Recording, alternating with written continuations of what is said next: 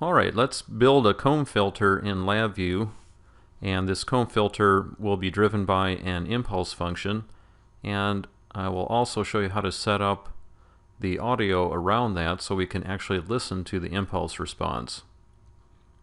The comb filter has two primary parameters called loop time and reverb time.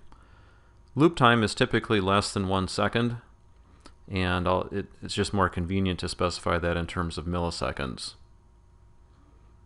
We also need our system sampling frequency and the duration of the waveform to be produced. I'll begin by calculating the total number of samples that need to be generated for the waveform. And we get that with the product of sampling frequency and duration. I would like to convert that value to an integer before it gets used by other portions of the block diagram. Alright, we have loop time specified as milliseconds, but for internal use within the block diagram, we need that loop time to be in seconds. So when I type in a number like 300, I need to divide that by 1,000 in order to get 0.3 seconds.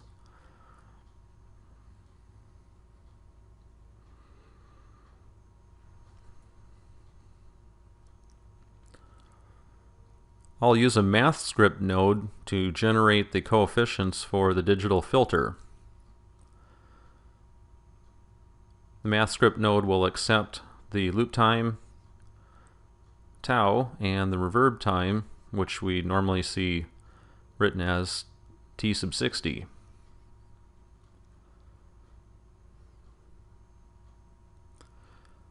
Now the length of the delay line is the value n, and that's given by the expression tau times sampling frequency.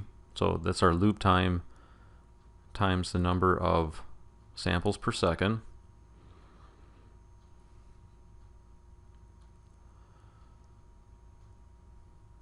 And the filter coefficient g can be calculated from the reverb time and sampling frequency as essentially 10 to the minus third, or you could also have written that in as 0.001, and then we raise that to the loop time divided by the reverb time. Actually, sampling frequency does not enter into the filter calculation there.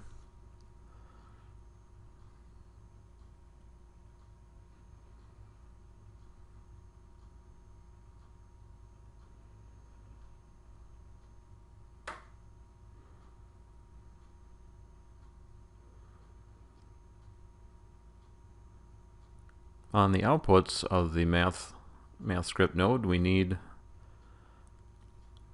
really the coefficients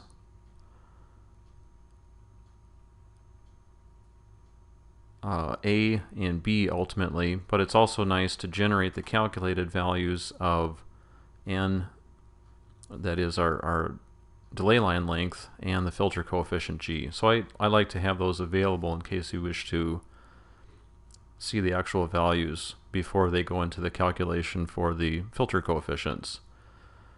Now the A coefficients, also called the reverse coefficients, look like a 1 and then a whole series of zeros,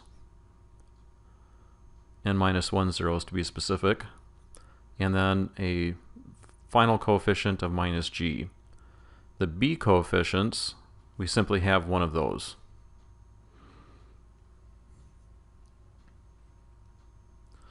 Now both A and B are arrays instead of scalars, so we need to remember to change the data type to an array data type.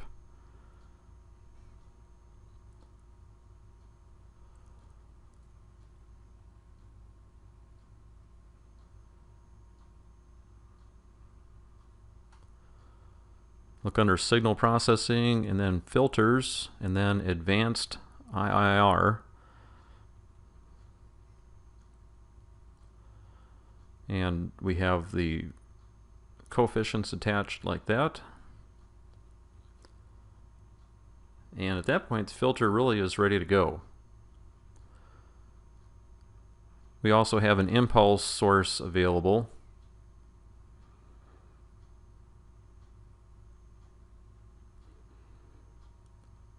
That has a number of input parameters to specify. So I'll specify the total number of samples to generate. The output goes directly to the comb filter structure.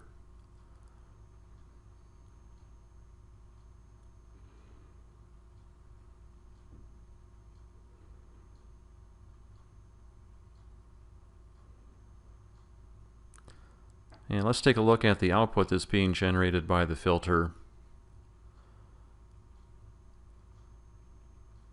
I'm going to do this right away before we start attaching the audio, just to make sure things are going okay.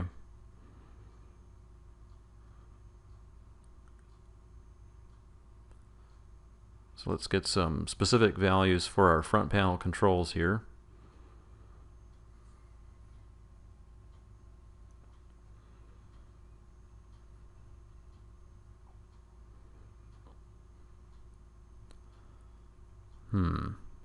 Flat line. That looks kind of troublesome. We're kind of looking for a whole series of impulses starting at 1 and then decaying in a what appears to be an exponential sort of way. Let me do some troubleshooting here. I'll make sure that I'm in fact applying an impulse.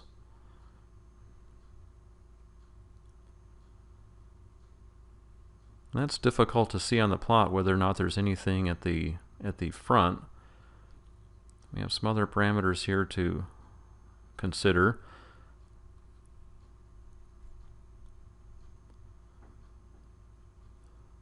Let's just make sure that the N and the G values are getting calculated properly. Well, that looks pretty good. We have a sampling frequency of 10,000 and a loop time of 0.1.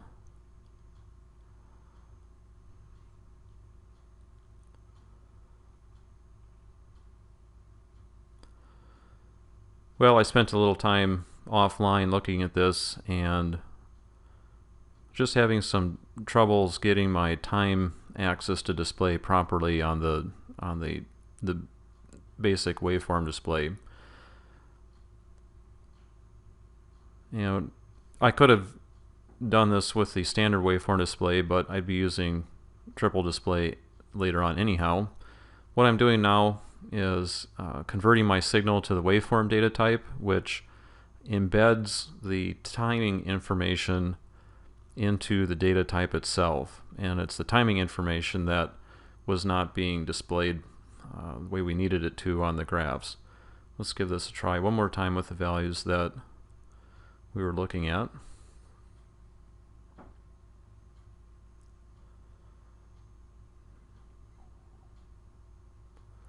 Okay, that looks good. And again, I think if you were to take a look at the standard waveform display with the waveform data type, everything would have been fine. Here's a quick way to listen.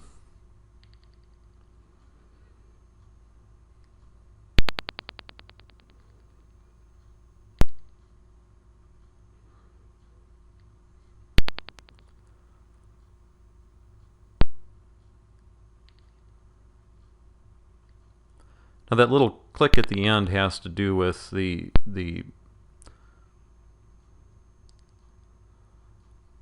you see each one always has a little tick at the end. That has to do with the sound card being reset at the end of the signal playing.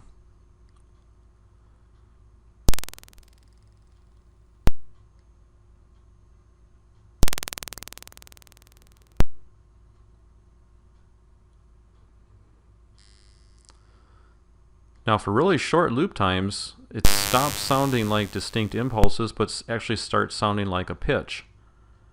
And this is where the triple display comes in handy, because we can quickly look at the spectrum of the signal. Alright, so we're seeing a whole series of spikes in the spectrum display.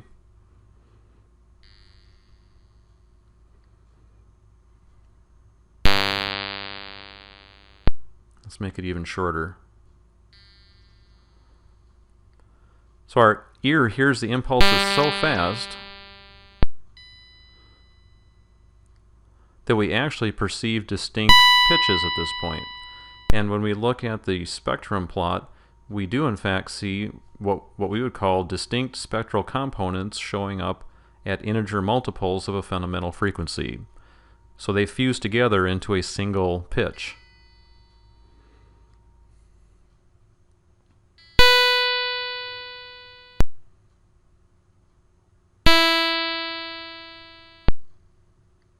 Now for long loop times, it's an incredibly dense set of spectral components.